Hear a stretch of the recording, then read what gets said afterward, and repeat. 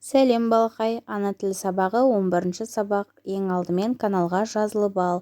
Одан кейін менің барлық сабақтарымды көріп отыратын боласың. 11-ші сабақ жуан және жіңішке дауысты дыбыстармен танысамыз. Бірінші жаттығу өлеңді мәнерлеп оқы және жаттап ал дейді.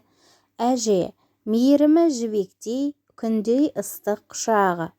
Ет жүрегі елжіреп, құлыным деп құшады. Жан жуытпай маңына ас сақтайды кәрі әжем. 5 ап келсем алтында биіктейді дәрежем дейді. Сырбай Мәуленов. Әженің құшағын неліктен күнге теңеген?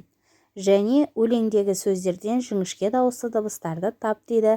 Әженің құшағын неге күнге теңеген балалар?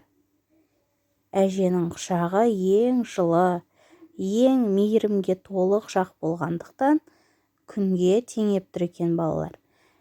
Өлеңдегі сөздерден жіңішке дауысты дыбыстарды табайық балалар. Мейірімі жібектей, жүрегі елжіреп, кәрі, биіктейді деген сөздерде жіңішке дауысты дыбыстары бар екен балалар. Олай болса, жіңішке дауысты дыбыстарды жаттап алайық.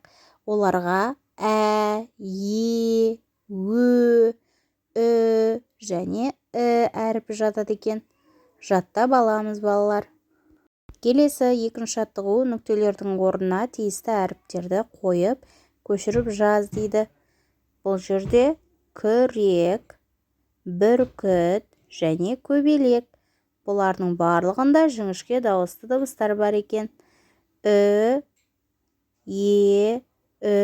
деген және ө әріптері кездеседі екен. Бұлардың барлығы жіңішке дауысты дыбысқа жатады екен. Сөздердің айтылуы мен жазылуын салыстыр дейді. Үшінші жаттығу жаңылтпашты тыңда дейді. Әсел ән салды, әжесі тамсанды, әсет аң салды, атасы тамсанды. Бұл жерде әріпі, әріптері, жіңішке дауысты әріптер кездесіп тұр екен балалар. Балалар, сау болыңдар. Ең алдымен каналға жазылуды ұмытпаңдар.